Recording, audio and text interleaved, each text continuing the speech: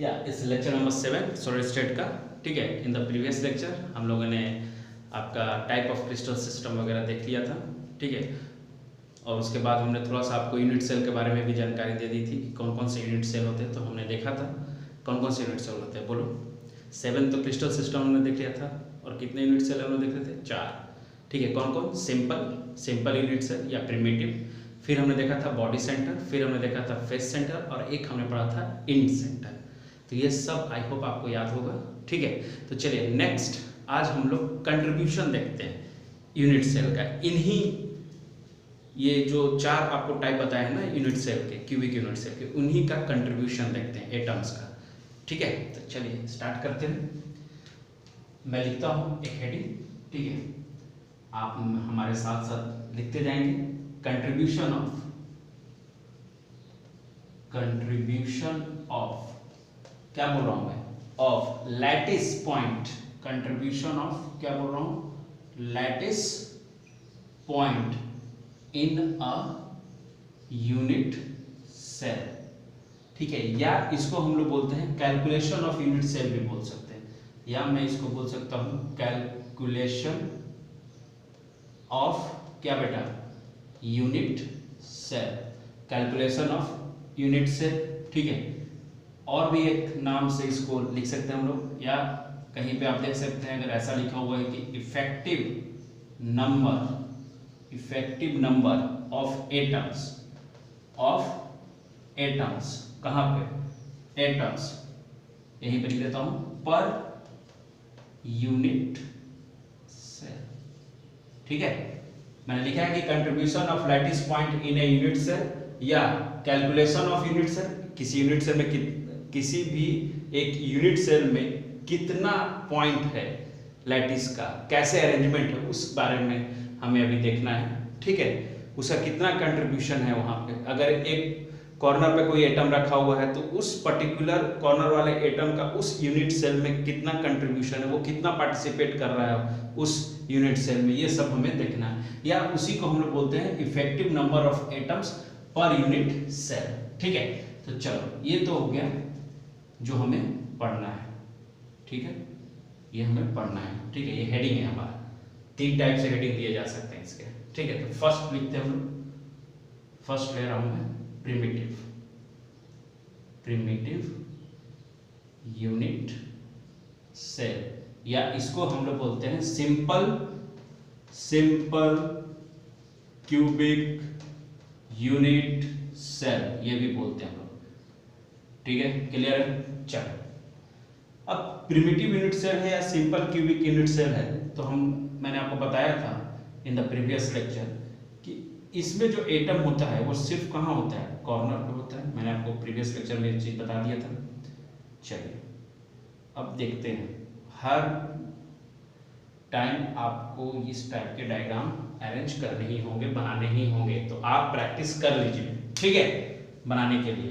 चलिए अब देखते हूँ मैं यहाँ पे एक कितने कॉर्नर एटम है, देखो तो काउंट करो, हमारे साथ काउंट करो। चलो 1 2 3 4 5 6 7 8, टोटल कितने कॉर्नर एटम है? यहाँ पे कितने एटम है कॉर्नर पे? टोटल 8 है। ठीक है, टोटल 8 है। ओके, अब हमें सोचना है इस कॉर्नर एटम का, ये जो कॉर्नर एटम है, एक ये कॉर्नर एटम हम लेके सोचते हैं, इस कॉर्नर एटम के बारे में लेके सोचते हैं कि भाई ये जो कॉर्नर एटम, ये तो एक यूनिट सेल है ना, एक क्रिस्टल का ये एक यूनिट सेल है ना, उसमें एक यूनिट सेल के अंदर 8 कॉर्नर एटम होते हैं। ठीक है, तो एक एटम जो है उसका इस यूनिट सेल के अंदर कितना कंट्रीब्यूशन है, ये हमें पता करना है। ये कितना कंट्रीब्यूट कर रहा है इसके अंदर। चलो एक कॉर्नर पे एटम है, समझो यहाँ पे मैं ले लेता हूँ एक कॉर्नर पे एटम। ठीक है, यही वाला एटम। ठीक है, तो जरा सोचो कि कॉर्नर पे एटम है, तुम रूम में बैठ जाओ और एक बॉल रख दो कॉर्नर पे। ठीक है, और तुम उससे पूछो भाई तुम्हारा इस रूम के अंदर कितना कंट्रीब्यूशन है। उस बॉल से हम पूछ रहे हैं कि भाई तुम्हारा इस रूम के अंदर कितना कंट्रीब्यूशन है। अगर तुम ऐसे समझो, ठीक है, ये है ना क्यूब, तुम्हें दिख रहा है, ये क्यूब दिख रहा है, ठीक है, यहाँ इसके कॉर्नर पे एक एटम है, ठीक है, समझो कि ये रूम का कॉर्नर है और यहाँ पे एक बॉल रखा हुआ है, ठीक है, स्फीयर बॉल, ठीक है, स्फीयर शेप का बॉल रखा हुआ है। अब मैं इसको देख रहा हूँ और सोच रहा हूँ कि इस बॉल का इस क्यूब के अंदर कितना कंट्रीब्यूशन है, ये कितना पार्टिसिपेट कर रहा है, ठीक है। तो जरा रफली एक मैं तुम्हें बता रहा हूँ, अगर तुम देखो एक रूम का कॉर्नर कितने रूम के कॉर्नर से ज्वाइन हो सकता है, अगर तुम सोचो जरा, एक रूम का कॉर्नर कितने रूम के कॉर्नर से ज्वाइन हो सकता है, मिनिमम 8 से ज्वाइन हो सकता है। तुम देखो, एक इधर सामने रूम हो सकता है, एक पीछे रूम हो सकता है, एक नीचे रूम हो सकता है, अरे हो सकता है ना उस रूम का कॉर्नर, ठीक है, एक जस्ट उसके उस साइड बगल में हो सकता है। तो 4 तो ऐसे हो गए। तुम सोचो ना, यहाँ पे बॉल है, ठीक है, ऐसे सोचो, यहाँ पे बॉल है, ठीक है, तो एक इधर रूम का कॉर्नर, इधर एक रूम मान लो, एक इधर रूम मान लो है, ठीक है, एक सामने की तरफ है, ठीक है, समझ गए, कितना हो गया, 1 2 3 और एक इधर मान लो 4, ठीक है। फिर इन 4 के ऊपर तुम 4 मान लो, तो कितने हो जाएंगे बोलो, टोटल एक कॉर्नर से कितने कॉर्नर ज्वाइन हो रहे हैं, 8। टोटल एक कॉर्नर एटम से कितने कॉर्नर ज्वाइन हो रहे हैं, 8। तो इसका मतलब है कि इस वाले एटम से इस वाले एटम से कम 8 इसी टाइप के यूनिट सेल ज्वाइन है। समझ में आ रही बात? अगर ये एक ऐसे समझो, फिर से मैं समझा रहा हूँ एक बार और, ठीक है, अगर नहीं समझ में आ रहा है तो एक बार और मैं इसको समझा देता हूँ। यहाँ पे ठीक है एटम है, मान लो यहाँ एटम है, इसके सामने भी एक सेम इसी टाइप का यूनिट सेल बना हुआ है, जैसा ये पूरा यूनिट सेल है ना, वैसे यहाँ भी बना हुआ है, फिर जस्ट इसके बगल में बना हुआ है, फिर इधर बना हुआ है, फिर नीचे भी बना हुआ है।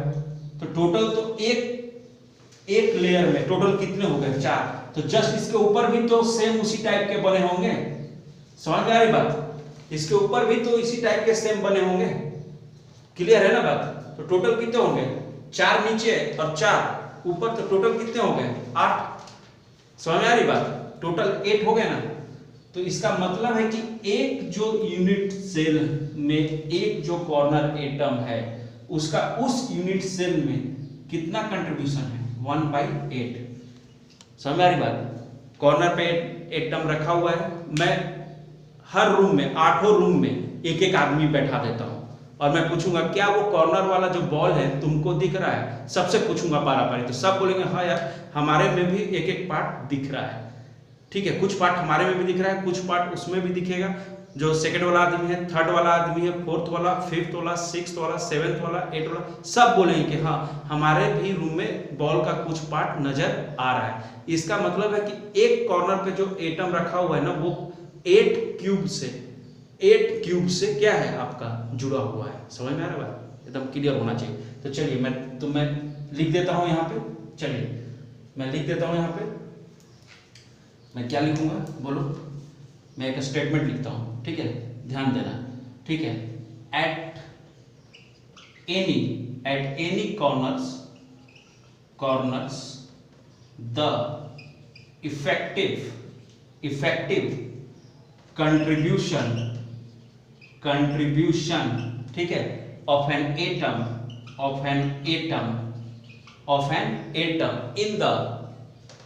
इन द यूनिट सेल, कितना हो जाएगा, सेल इज 1/8 एटम। ठीक है, समझ में आ रही बात? मैं यहां पे लिख रहा हूं, एक और स्टेटमेंट में लिख देता हूं, one atom contributing equally in 8 unit cell, 1 atom contributing in 8 unit cell, ये 2 पॉइंट पहले लिखो तुम, 8 unit cell contributing in 8 unit cell. Okay, ठीक है, चलो मैं इसको रब कर देता हूं इन दोनों पॉइंट को, ठीक है, दिख रहा है, समझ में आ रहा है? चलो नेक्स्ट पॉइंट देखो, नेक्स्ट पॉइंट लिखो, ठीक है। कितना टोटल कितना आइटम हो गया जरा देखो, इसमें टोटल कितने आइटम है? 8 एटम्स, 8 एटम्स एट कहाँ? 8 कॉर्नर, 8 एटम्स एट क्या? 8 कॉर्नर। 8 एटम है और 8 कहाँ है? 8 कॉर्नर पे है। और सारे एटम जो कॉर्नर पे हैं 8 उनका उसके यूनिट सेल में 1/8 ही कंट्रीब्यूशन होगा। समझ में आ रही बात? क्लियर है? तो चलो यहाँ पे लिखते हैं इफेक्टिव, अगला point, effective number of atoms in 1 unit cell. तो टोटल कितना एटम था? 8। और कितना कंट्रीब्यूशन था एक एटम का? 1/8। तो 8 इंटू क्या हो जाएगा? 1/8। तो कितना एटम आएगा? 1 एटम पर यूनिट सेल आएगा, 1 एटम पर यूनिट सेल। अरे सबका पार्ट तुम जोड़ दो ना, हर एक एटम का जो है वो 1/8 ही है, तो सबका ऐड करोगे तो कितना आएगा? एक ही एटम तो बनेगा। अरे सबका पार्ट अगर तुम जोड़ते चले जाओगे, सबका कंट्रीब्यूशन कितना है? 1/8। अगर सबका जोड़ते चले जाओगे, तुम ऐड करते जाओगे, तो तुम्हें मिलाकर तुम्हारा सारा जो पार्ट है, जो भी सारा पार्ट है उसको ऐड करोगे तो टोटल एक एटम बनता है। तो इसका मतलब है कि एक यूनिट सेल के अंदर एक ही एटम होता है। क्लियर है बात? कोई दिक्कत इसमें? ठीक है। इसको हम लोग जेड इफेक्टिव भी बोलते हैं, या effective number of atoms in 1 unit cell या पर यूनिट सेल, इसको हम लोग बोलते हैं। ये जेड इफेक्टिव आप पीरियोडिक प्रॉपर्टीज वाला नहीं समझेंगे, ठीक है। क्लियर कर लो, इसको जल्दी लिख लो। सिंपल क्यूबिक यूनिट सेल के बारे में अभी पढ़ा, थोड़ा सा और उसको इलैबोरेट करने के लिए मैंने ये अभी डायग्राम बनाया है, ठीक है। तुम समझो जरा, ये एक पूरे बिल्डिंग का स्ट्रक्चर मैंने तैयार किया है। जिस मान लो कि इस रूम में हूँ मैं, इसी का मान लो ये पूरा एक घर है, ये पूरा एक घर है। मान लो कि ये ग्राउंड फ्लोर है, ठीक है। ये तुम समझो ये ग्राउंड फ्लोर है, ठीक है, ये ग्राउंड फ्लोर है, और ये उसके जस्ट ऊपर का फ्लोर है, ठीक है, फर्स्ट फ्लोर। इतना ही है, 2 ही फ्लोर है, एक ग्राउंड और एक फर्स्ट फ्लोर, ठीक है। मान लो कि ये ग्राउंड फ्लोर का एक रूम मैंने लिया और उसका एक कॉर्नर ले लिया मैंने, ठीक है। ये मान लो ये इस रूम का ये कॉर्नर है, और यहाँ पे मैंने एक गेंद रखा है। तो जरा तुम देखो कि ये बॉल जो है, पहले ग्राउंड फ्लोर पर चेक करते हैं कितने रूम से कनेक्टेड है, कितने रूम के कॉर्नर से कनेक्टेड है। जरा तुम देखो, एक तो इस रूम से कनेक्टेड है 1, फिर 2, फिर 3, देन 4। समझ में आ रहा है? यहाँ पे देखो ना, यहाँ पे देखो, ये स्फीयर है, तुम्हें दिख रहा है स्फीयर। तो अगर ग्राउंड पे रखा हुआ है तो ये फर्स्ट रूम हुआ, फर्स्ट रूम में है कंट्रीब्यूशन, फिर ये सेकेंड, फिर ये थर्ड, फिर ये फोर्थ। समझ में आ रही बात? और जस्ट अब इसके, ये अगर ग्राउंड पे था तो जस्ट इसके ऊपर फर्स्ट फ्लोर, हर रूम के ऊपर एक रूम है, और हर रूम का क्या होगा? कॉर्नर होगा। तो वहां भी तो ये क्या कर रहा है? कंट्रीब्यूट कर रहा होगा। तो इस रूम में भी कंट्रीब्यूट कर रहा होगा, फर्स्ट फ्लोर के, इस रूम में भी कर रहा होगा, इस रूम में भी कर रहा होगा, इस रूम में भी कर रहा होगा कंट्रीब्यूशन। तो इसका मतलब है कि अगर, वही मैंने एग्जांपल दिया था कि अगर एक रूम के कॉर्नर पे मैंने बॉल रख दिया और हर रूम में एक एक आदमी मैंने बैठाया हुआ है 8 रूम में, और मैं अगर हर किसी से पूछूंगा तो सबको रूम का कुछ ना कुछ पार्ट दिखता हुआ नजर आएगा, हर आदमी को, जो भी चाहे वो फर्स्ट फ्लोर पे हो, चाहे वो ग्राउंड फ्लोर पे है। तुम यहाँ पे विजुअलाइज कर सकते हो, देख लो, ठीक है। ये एक लेयर है, फर्स्ट लेयर, और इसके जस्ट ऊपर क्या है? Second layer. तो फर्स्ट लेयर में देखो 4 पार्ट दिख रहा है तुम्हें, 1, फिर इधर 2, फिर इधर 3, इधर 4। वैसे ही इसके जस्ट ऊपर भी हो गया, स्फीयर के अनुसार एक और लेयर होगा जस्ट इसके ऊपर। समझ में आ रहा है बात? तो ऐसा कुछ कंट्रीब्यूशन होता है। इसका मतलब है कि एक बॉल अगर कॉर्नर पे रखा हुआ है तो उसका 1/8 ही कंट्रीब्यूशन होता है। इसको अगर तुम बना सकते हो तो नोट डाउन कर लो, ठीक है, जल्दी। और हर कॉर्नर पे कितने एटम है? 8 एटम है। हर यूनिट सेल में कॉर्नर पे कितने एटम है? 8, और हर किसी का कंट्रीब्यूशन 1/8 ही होता है, ये जान लो। क्लियर है बात? चलो इसको नोट डाउन कर लो, ओके। चलो, ये मैंने समझाने के लिए बनाया है, अगर आप बना सकते हैं तो बनाइए, ये तो बस आप समझने के लिए, विजुअलाइजेशन के लिए मैंने ये आपको बना दिया है कि जितना अधिक विजुअलाइजेशन होगा उतना ही अधिक आपको समझ में आएगा। चलिए मैं इसको अब रब कर देता हूँ। अब सेकंड पढ़ते हैं, body centre cubic unit cell, उसका कंट्रीब्यूशन देखते हैं। ठीक है, यहाँ पे तो कंट्रीब्यूशन जेड इफेक्टिव का वैल्यू कितना आया है, 1 आया है, क्योंकि 8 कॉर्नर पे एटम थे और एक कॉर्नर के एटम का कंट्रीब्यूशन कितना था, 1/8। तो जेड इफेक्टिव जो effective number of atoms per unit cell है वो निकल के आया 1। क्लियर है बात? चलो अब नेक्स्ट देखते हैं, कौन सा हम लोग देखते हैं, बॉडी सेंटर। ठीक है, हमेशा ध्यान रखना बॉडी सेंटर्ड, ठीक है, body centred unit cell, body centred unit cell. ठीक है, चलो बॉडी सेंटर यूनिट सेल को देखते हैं। फिर से हम लोग यहाँ पे क्या बनाएंगे, डायग्राम बनाएंगे पहले। ठीक है, चलो विजुअलाइजेशन बहुत जरूरी है, विजुअलाइज करोगे उतना ही क्लियर होगा। ठीक है, चलो कॉर्नर पे तो एटम होगा ही, कॉर्नर पे तो एटम होने ही है। ठीक है, तो मैं रेड पेन से कॉर्नर पे एटम बनाता हूँ रेड से। ठीक है, क्लियर रहेगा तो। चलो कॉर्नर पे एटम मैंने बना दिया रेड से। ठीक है, अब एक एटम कहाँ पे है, इसके बॉडी सेंटर पे, तो एकदम इस क्यूबिक यूनिट सेल के एकदम बीचों बीच है, वो बॉडी के सेंटर पे है। समझो एकदम बॉडी के सेंटर पे, समझो कि ये क्यूब है, तुम समझो जरा, ये क्यूब है, मान लो ये क्यूब है। ठीक है, इसके जस्ट बीचों बीच डाला गया है, जस्ट सेंटर में, जस्ट सेंटर में, फेस पे नहीं। जैसे इसको ओपन किया गया बॉक्स को और इसके जस्ट सेंटर में डाला गया, एकदम बीच में रखा नहीं गया, सेंटर में हैंग किया गया है, एकदम बीचों बीच। समझ आ रही बात? तो जरा इसको समझना है हमें। ठीक है, तो पहले हम लिखते हैं, एक पॉइंट में लिखता हूं। ठीक है, यहां पे लिखूंगा मैं, बॉल प्लेस्ड एट, कहां पे, सेंटर ऑफ क्या बेटा, यूनिट सेल। एक बॉल है जो कहां पे प्लेस किया गया है, सेंटर ऑफ क्या, यूनिट सेल। ठीक है, कोई दिक्कत? नेक्स्ट एक point, next point, second point, कितने एटम्स हैं अभी भी, टोटल कितने एटम्स हैं, 8 एटम्स। कहां पे हैं, 8 एटम्स एट क्या, कॉर्नर, प्लस क्या बढ़ गया, ये तो हमने पढ़ चुका था सिंपल क्यूबिक में कि 8 एटम होते हैं कॉर्नर पे, वो यहां भी है।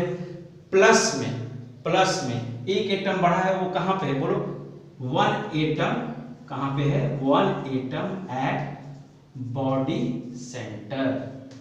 एक एटम कहां पे बढ़ा है, एक एटम ज्यादा हुआ है, कहां पे, बॉडी के सेंटर पे। क्लियर है बात? यहां तक बात क्लियर है? 8 कॉर्नर पे एटम है जैसे उसमें थे, किसमें, सिंपल क्यूबिक में, प्लस एक एटम बढ़ गया क्या, बॉडी के सेंटर पे। जल्दी से लिखो, ठीक है, जल्दी से लिखो। ठीक है, अब मैं इसको रब कर लेता हूं इन दोनों पॉइंट को। ठीक है, अब जो ये सेंटर वाला एटम है ना, जो सेंटर वाला एटम है, जो सेंटर वाला एटम है ना, वो किसी और क्यूबिक जो इसके बगल में इसी टाइप का क्यूबिक होगा, इसके बगल में इधर जो क्यूबिक होगा, इसके बगल में जो इधर क्यूबिक होगा, या पीछे जो क्यूबिक होगा, उसमें वो कंट्रीब्यूट नहीं होगा। मतलब ये सिर्फ इसी यूनिट सेल के बीच में रहेगा, ये पीछे वाला क्यूब में नहीं जाएगा, सामने वाला क्यूब में इसका कोई कंट्रीब्यूशन नहीं होगा, इधर वाले क्यूब में कोई कंट्रीब्यूशन नहीं होगा, इसके नीचे वाले क्यूब में कोई कंट्रीब्यूशन नहीं होने वाला है। अगर मैं इसको ग्राउंड पे लेकर चलता हूं तो सामने, फिर लेफ्ट, फिर पीछे, ठीक है, फिर इधर, इस टाइप का जो अरेंजमेंट होगा। मान लो कि इधर भी एक क्यूब है, ठीक है, अभी बताया मैंने, इधर भी एक क्यूब है, फिर फ्रंट में एक क्यूब है इस साइड, फिर इधर एक क्यूब है। इस बॉडी सेंटर वाले एटम का इन सब क्यूब में कोई भी कंट्रीब्यूशन या शेयरिंग नहीं होने जा रहा है। जैसे कॉर्नर वाले एटम का शेयरिंग था ना 8 क्यूब में, 8 लोग बैठे हुए थे ना अलग अलग रूम में, तो 8 को वो बॉल दिख रहा था ना, थोड़ा थोड़ा 1/8 पार्ट, हर रूम में 1/8 पार्ट दिख रहा था ना। बट यहाँ पे ऐसा होने वाला नहीं है, इसका जो कंट्रीब्यूशन होगा वो सिर्फ और सिर्फ इसी यूनिट सेल में होगा और किसी यूनिट सेल में नहीं होगा। क्लियर है बात? चलिए, तो मैं लिखता हूं नेक्स्ट पॉइंट, इसमें थर्ड पॉइंट, इसमें मैं लिख रहा हूं कि शेयरिंग क्या लिखूंगा, शेयरिंग ऑफ क्या, आपका बॉडी सेंटर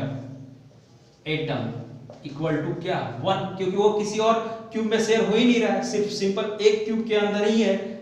ठीक है, एक ही यूनिट सेल के अंदर शेयर हो रहा है, तो इसलिए उसका क्या होगा, कंट्रीब्यूशन 1 ही होगा।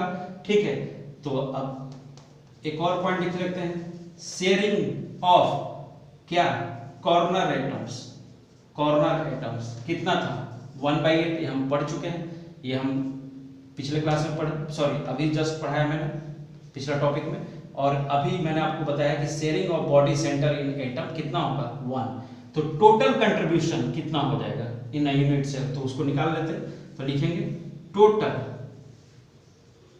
Contribution in a unit cell, total contribution कितना हो जाएगा जरा बताओ।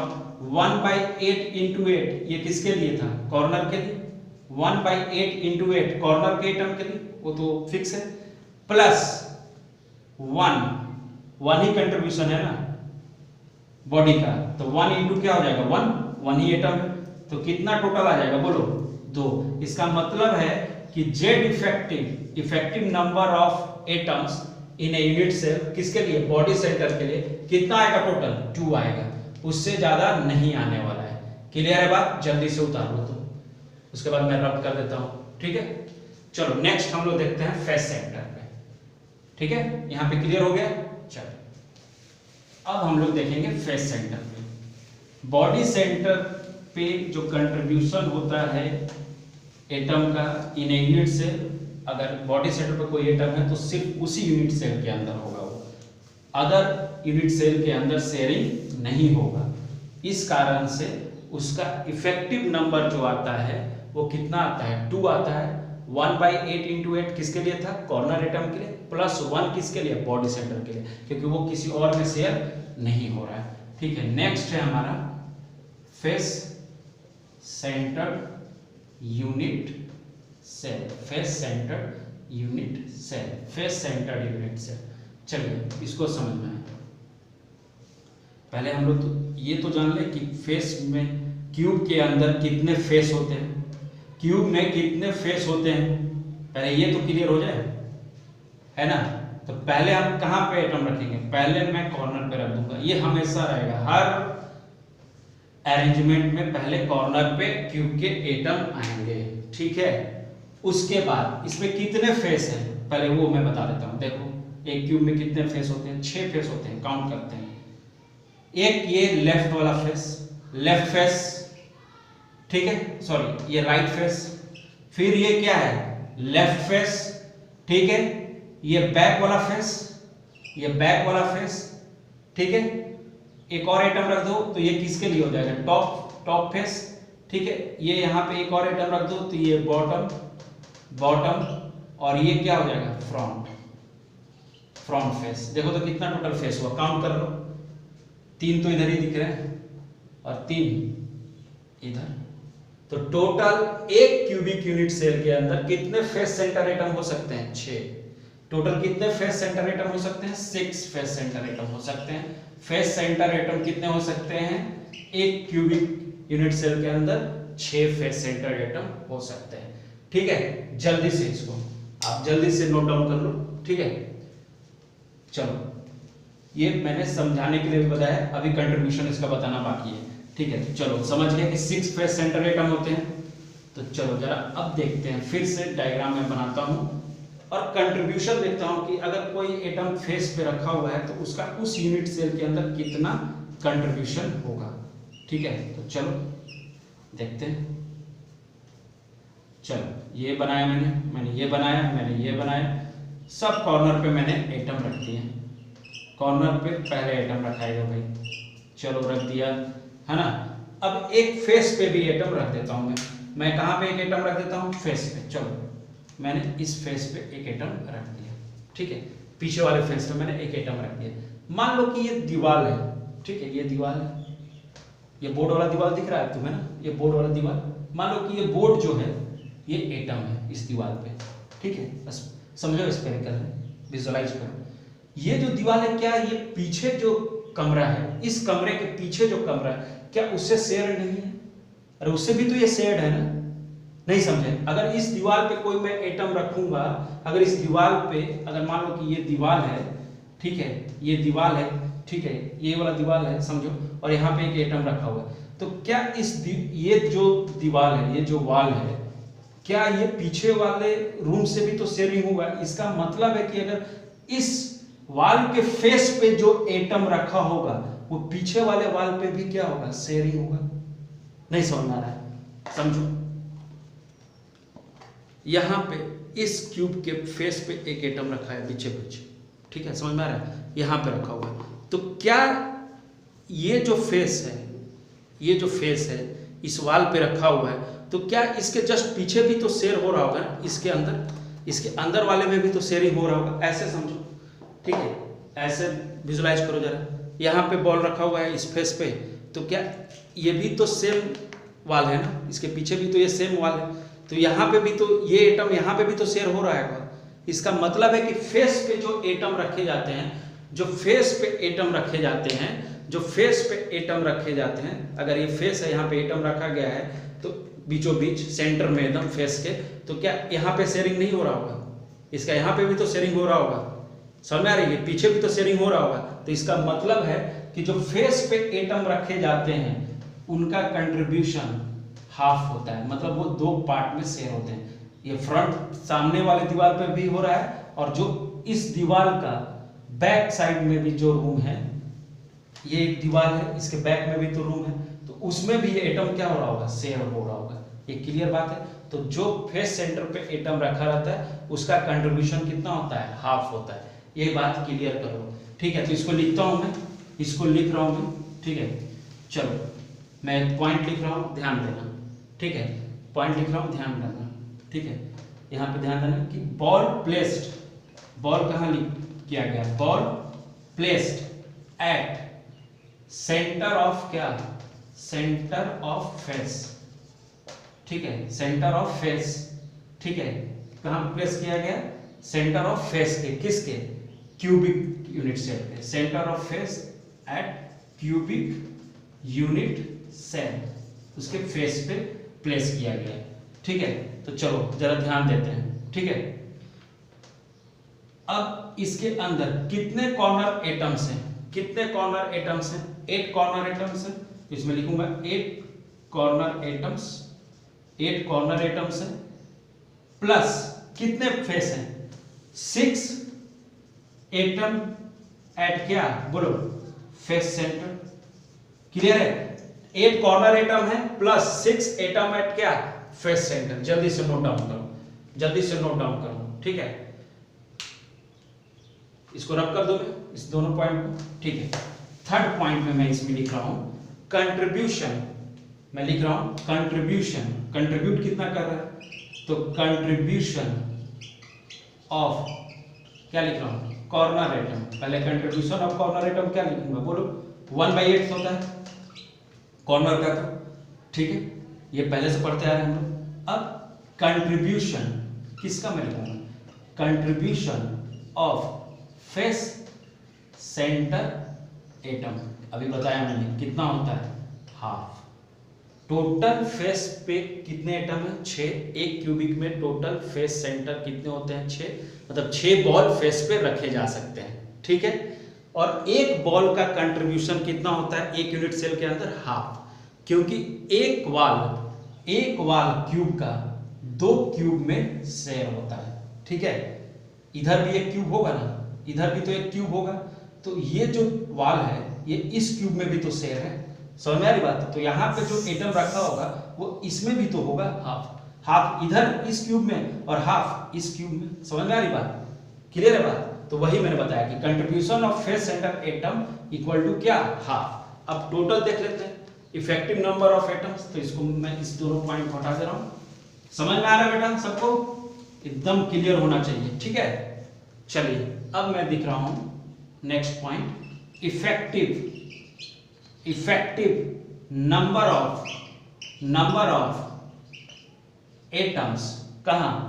इन्हें, जो हमेशा कैसे कैलकुलेट करते आ रहे हैं, अभी 2 में तो किया है हमने, वही कर रहा हूं। जेड इफेक्टिव कैलकुलेट कर रहा हूं। क्या कैलकुलेट कर रहा हूं? जेड इफेक्टिव की कितना कंट्रीब्यूशन है टोटल इन फेस सेंटर यूनिट से, तो क्या हो जाएगा? बोलो, कॉर्नर एटम के लिए क्या होगा? 1/8 × 8। ये किसके लिए कंट्रीब्यूशन है? कॉर्नर एटम के लिए, है ना? ये कॉर्नर एटम का कंट्रीब्यूशन है, प्लस फेस का कंट्रीब्यूशन कितना था? 1/2, और टोटल फेस पे कितने एटम हो सकते हैं एक क्यूब में? 6। तो ये फेस सेंटर का कंट्रीब्यूशन है, ये फेस सेंटर कंट्रीब्यूशन है कि नहीं? तो अगर तुम इसको कैलकुलेट करोगे तो कितना आ जाएगा? ये 1 से गया 1 और ये कितना आ गया 3, तो टोटल कितना आ गया 4। इसका मतलब जेड इफेक्टिव इसका कितना आएगा 4 आएगा। फेस सेंटर यूनिट सेल का जेड इफेक्टिव कितना आ रहा है 4। मतलब टोटल फेस सेंटर में total effective number of atom कितने पार्टिसिपेट कर रहे हैं? 4। कॉर्नर एटम के चलते 1 और फेस सेंटर एटम के चलते 3, तो टोटल 3 + 1 4। क्लियर है? ऐसे अगर तुम्हें कोई पूछेगा कि टोटल कितने एटम हैं एक यूनिट सेल में, फेस सेंटर यूनिट सेल में, इफेक्टिव वर्ड हटा के, तो तुम कितना बोलोगे?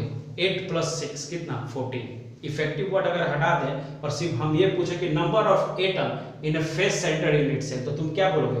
8 तो कॉर्नर एटम, अब प्लस क्या 6 क्या फेस सेंटर, तो ऐसे 14। बट जैसे ही लग जाएगा कि effective number of atom in unit cell मतलब जेड इफेक्टिव, तो टोटल कितना 4, क्योंकि एक कॉर्नर का एटम का 1/8 पार्ट ही कंट्रीब्यूट होता है, तो 1/8 × 8, और एक फेस पे जो एटम रखा हुआ है उसका हाफ कंट्रीब्यूशन होता है।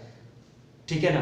तो 1/2 × क्या 6 टोटल फेस होते हैं, तो 1/2 × 6, तो 3 + 1 कितना 4। क्लियर है बात? जल्दी से लिख लो। ठीक है, अब मैं इसको रब कर देता हूँ। चलो, इतना समझ में आ गया है? अगर इतना समझ में आ गया है तो अच्छी बात है। अब नेक्स्ट 1-2 चीजें और है और पढ़ लेते हैं हम इसमें। ठीक है, फेस सेंटर देख रहे थे। चलो, मैंने एक डायग्राम बनाया है तुमको विजुअलाइज कराने के लिए, एक बार और देख लो।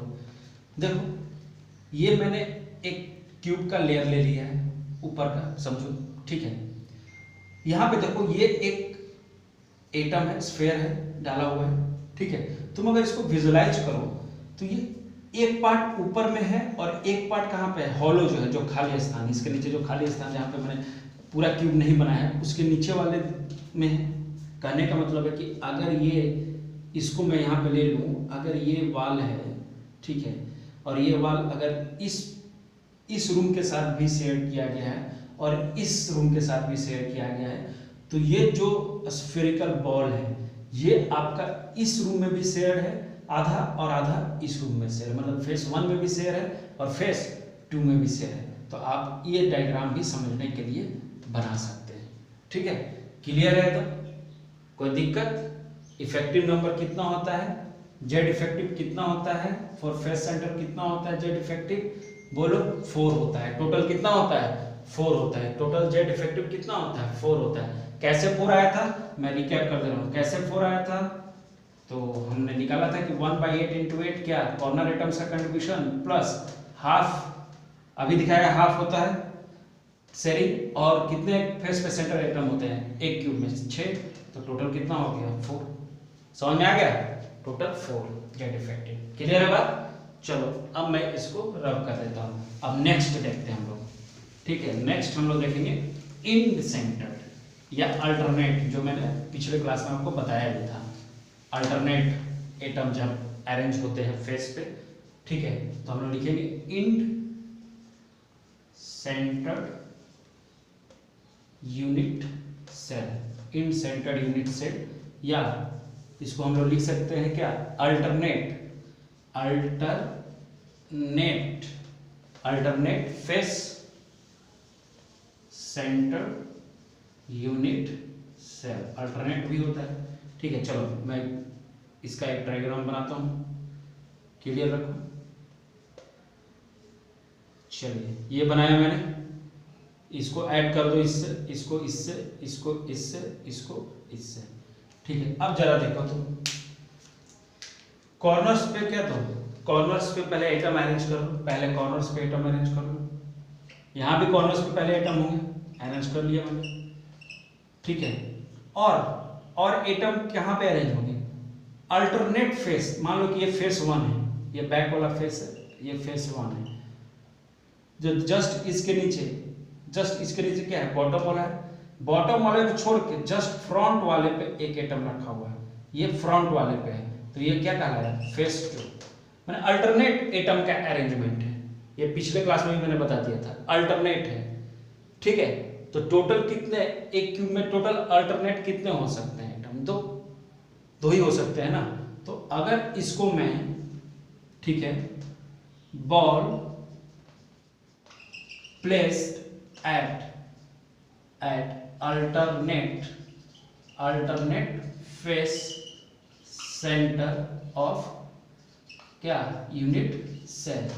Ball place at alternate face centre of क्या, यूनिट सेल। ठीक है, तो चलो अब इसमें हम लोग लिखते हैं, टोटल काउंट करते हैं पहले टोटल कितने एटम हो गए भाई हमारे पास। ठीक है, तो क्या है, 8 एटम्स कहाँ पे, 8 एटम्स एट क्या, कॉर्नर, 8 एटम्स कॉर्नर पे हैं क्योंकि वो तो रहेंगे ही। ठीक है, प्लस कितना एटम्स अल्टरनेट फेस पे, तो 2 एटम्स कहाँ पे, एट, बोलो, at alternate face centre of क्या बेटा, यूनिट सेल। ठीक है, ये 2 पॉइंट पहले तुम डालो, 8 atoms at corner of unit cell plus 2 atoms at alternate face centre of क्या बेटा, यूनिट सेल। जल्दी से राइट डाउन करो ये दोनों पॉइंट। ठीक है, अब इसे मैं रब कर देता हूँ। ठीक है, चलो अब नेक्स्ट इसमें कैलकुलेट करते हैं कि कितना कंट्रीब्यूशन होता है अल्टरनेट। तो फेस पे है तो क्लियर है कि हाफ ही कंट्रीब्यूशन होगा क्योंकि अभी हम लोग फेस सेंटर पढ़ के आ रहे हैं। ठीक है, तो हम लिखेंगे, नेक्स्ट पॉइंट लिखेंगे, कंट्रीब्यूशन ऑफ क्या आपका कॉर्नर एटम। पहले इसके बारे में लिख देते, तो ये तो सिंपल में पढ़ चुके हैं, 1/8। अब तो याद होना चाहिए आपको। ठीक है, नेक्स्ट कंट्रीब्यूशन ऑफ क्या, अल्टरनेट फेस सेंटर एटम कितना होगा, हाफ ही होगा क्योंकि फेस पे है। क्लियर बात, जल्दी से राइट डाउन कर लो। ठीक है, तो effective number of atom in unit cell, effective number of atoms in unit cell, effective number of atom in unit cell, effective number of atoms कहाँ पे बेटा, चलो याद हो जाना चाहिए, effective number of atoms, effective number of क्या बेटा, एटम्स कहाँ पे बोलो, इन अ यूनिट सेल। मैं बार बार वही चीज लिख रहा हूँ इसलिए पूछ रहा हूँ कि आपको याद हो जाना चाहिए। अगर इससे ज़्यादा इजी नहीं हो सकता है। ठीक है, आपको एकदम याद हो जाना चाहिए। ठीक है, तो क्या हो जाएगा, 1/8 इंटू 8। ठीक है, ये किसके लिए होगा, कॉर्नर के लिए। ठीक है, प्लस क्या हो जाएगा, हाफ इंटू, क्योंकि फेस पे था और टोटल कितने अल्टरनेट एटम थे, 2।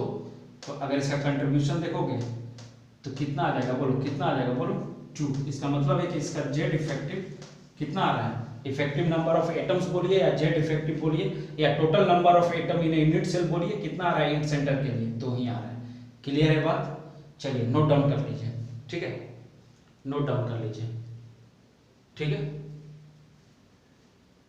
चलो अब मैं इसको रब करता हूँ। थोड़ा एक और 2 पॉइंट देख लेते हैं जो हमें जानना है। ठीक है, इसका कंक्लूड करेंगे उसके बाद। पहले 1-2 और क्यूब का नेचर देख लेते हैं कि उसमें edge centre atoms at edge centre. ठीक है, ये कोई टाइप ऑफ यूनिट सेल नहीं है, बट अगर किसी क्यूबिक के एज पे एटम रखा गया तो उसका इफेक्टिव नंबर क्या होगा, ये हम लोग निकालने की कोशिश कर रहे हैं। तो हम लिखेंगे नंबर ऑफ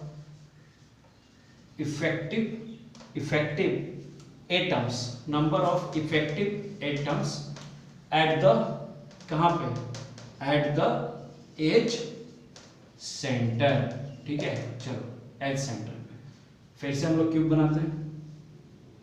जब भी हमें क्यूबिक का बात होगा हम क्यूब बनाएंगे और वहां से इफेक्टिव नंबर निकालने की कोशिश करेंगे। तो पहले सारा एटम कहाँ पे हम बनाएंगे, कॉर्नर्स पे फिर से बना देते हैं। ठीक है, चलिए ये कॉर्नर पे एटम हो गया। ठीक है बेटा, अब मैं कहाँ पे दिखाऊंगा, एज पे। मान लो इस एज पे मैंने एटम रख दिया। अरे यही एज होगा ना जो 2 कॉर्नर्स को क्या कर रहा है, आपका ज्वाइन कर रहा है, उसको क्या बोलते हैं, एज बोलते हैं। उस पॉइंट को, उस लाइन को हम लोग क्या बोल रहे हैं, एज, और उसके बीच पॉइंट को क्या बोलते हैं, एज पॉइंट। ठीक है, एज सेंटर पॉइंट। क्लियर है, तो इसको हम लोग क्या बोलेंगे, बोलो एज, क्या बोलेंगे, एज सेंटर ऑफ क्या, unit cell, edge centre of क्या, unit cell, edge centre of क्या, यूनिट सेल। अगर किसी एज पे, अगर तुम समझो ये एज है, इस एज के बीचों बीच एटम रखा हुआ है, तो कहाँ कहाँ शेयर होगा, ठीक है। तो अगर ये समझो ये एज है, ठीक है, ये बोर्ड का एज है, अगर यहाँ पे एक एटम रखा हुआ है तो कहाँ कहाँ शेयर होगा, जस्ट इसके ऊपर वाला, जस्ट इसके ऊपर वाले रूम के एज पे, फिर जस्ट इसके नीचे, फिर जस्ट इसके सामने वाले रूम के एज के साथ, और जस्ट इसके पीछे। इसका मतलब है कि अगर एज सेंटर पे कोई एटम रखा हुआ है, अगर एज के सेंटर पे, अगर मैं बोलूं कि ये एज है और इस एज के सेंटर पे अगर कोई एटम रखा हुआ है, तो किस किस जगह शेयर होगा, तो एक तो इधर सामने वाला रूम के एज के साथ शेयर होगा, फिर पीछे वाला, फिर जस्ट इसके ऊपर वाला, और जस्ट इसके नीचे वाले रूम के एज के साथ शेयर होगा। टोटल एक एटम का शेयरिंग कितने रूम में हो रहा है, जो एज पर रखा हुआ है, 4 रूम में, तो कंट्रीब्यूशन कितना हो जाएगा, 1/4 होगा ना। तो हम लिखेंगे इट कंट्रीब्यूट्स कितना, it contributes only 1/4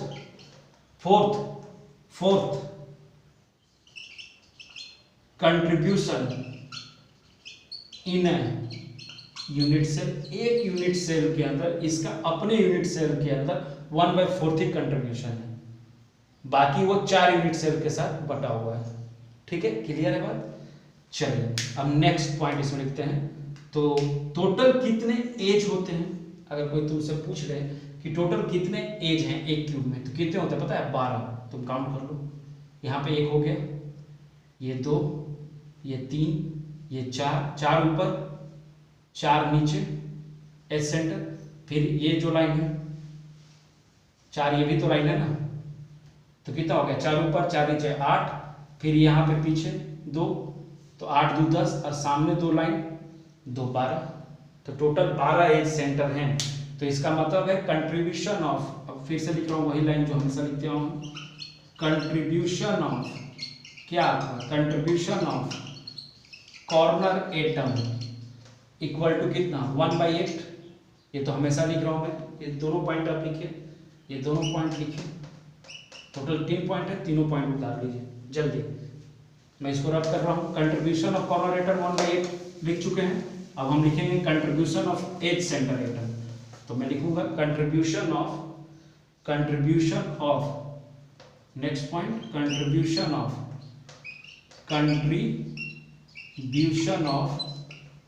as centre atom, contribution of edge centre atom equal to कितना हो जाएगा बोलो, 1/4, अभी हमने देखा है, ठीक है। तो total number of atom in a unit cell edge के लिए, ठीक है, जब एज सेंटर पे रखा हो, ठीक है, या इसको बोलते हैं effective number of atom in a unit cell, इसको जेड इफेक्टिव भी बोलते हैं इस वर्डिंग को, ठीक है।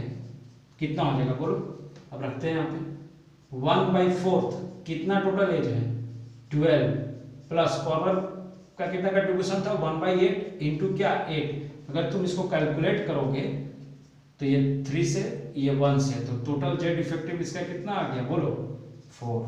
अगर एज सेंटर पे कोई एटम रखा गया है तो उसका जेड इफेक्टिव कितना आएगा 4 आएगा, क्योंकि इन द क्यूबिक टोटल कितने एज सेंटर होते हैं, टोटल कितने एज सेंटर होते हैं 12, और एक एज सेंटर का कंट्रीब्यूशन कितना होता है 1/4। समझ में आ रहा है बात, माने एज सेंटर पे अगर एक एटम रखा हुआ है तो वो 4 क्यूब में बटा हुआ है, ठीक है, क्लियर है। चलो मैं इसको रब कर देता हूं।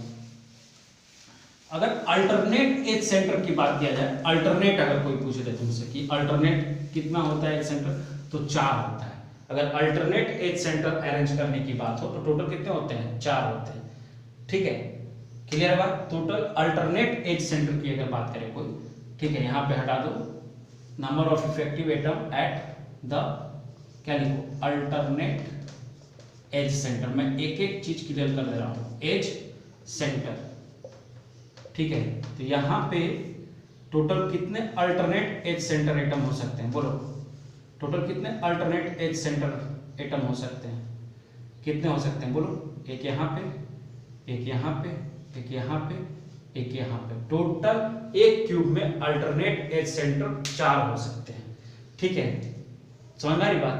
तो टोटल कंट्रीब्यूशन कितना हो जाएगा अगर हम निकालें, तो टोटल कंट्रीब्यूशन कितना हो जाएगा। तो पहले निकालते हैं हम लोग कंट्रीब्यूशन ऑफ क्या, कॉर्नर एटम, अभी भी उतना ही है, कितना है बोलो 1/8 है ना, 1/8 इंटू, ठीक है, कॉर्नर का 1/8 लिखते हैं अभी फिलहाल, डायरेक्ट फिर लास्ट में कैलकुलेट करेंगे। अब कंट्रीब्यूशन ऑफ अल्टरनेट एज देखते हैं, contribution of alternate edge atom कितना, 1/4 ही होगा, कंट्रीब्यूशन तो उतना ही होगा, चाहे वो अल्टरनेट रखिए चाहे आप पूरा एज रखिए, पूरा एज एटम रखिए, ठीक है। तो टोटल कितना हो जाएगा, क्योंकि अब तो एटम घट गया है, ठीक है ना। पहले टोटल एज सेंटर एटम कितने थे 12, बट अब कितने हो गए 4। तो अगर total contribution in a unit cell देखोगे तुम, ठीक है, तो कितना आ जाएगा बोलो, या इसको हम लोग क्या बोलते हैं जेड इफेक्टिव। तो कितना आ जाएगा 1/8 इंटू 8 प्लस 1/4 इंटू क्या 4। तो अगर तुम इसको कैलकुलेट करोगे तो कितना आ जाएगा 2 आ जाएगा। तो जेड इफेक्टिव कितना आ रहा है 2 आ रहा है, जेड इफेक्टिव कितना आ रहा है 2 आ रहा है, ठीक है। क्लियर रखो इस पॉइंट को, ठीक है। चलिए ये पूरा आपका contribution of lattice point in a unit cell हो गया, ठीक है। इस लेक्चर को हम लोग यहीं पे समराइज करते हैं, ठीक है। मिलते हैं नेक्स्ट क्लास में, ठीक है। इन द नेक्स्ट क्लास हम लोग कुछ क्वेश्चन भी प्रैक्टिस करेंगे, ठीक है, और देखेंगे कि कैसे क्वेश्चन आते हैं इफेक्टिव नंबर ऑफ एटम्स पे, ठीक है। तो चलिए थैंक यू सो मच, मिलते हैं नेक्स्ट क्लास में।